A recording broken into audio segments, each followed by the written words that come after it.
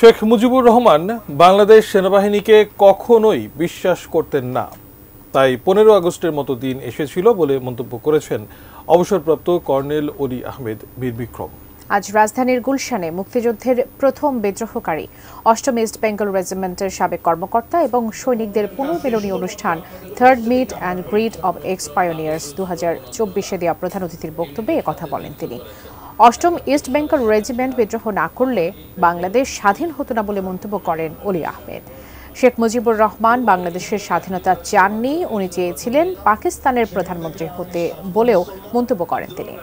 অনুষ্ঠানে মুক্তিযুদ্ধে 8ম রেজিমেন্টের গুরুত্বপূর্ণ ভূমিকা ও স্মৃতিচারণ করেন বক্তারা। বিদ্রোহ সফল হয়েছে দেখার পরে, নিশ্চিত হওয়ার পরে, বাকি ঘোষণা শোনার পরে তখন তারা ঘর থেকে একে একে বের হলো।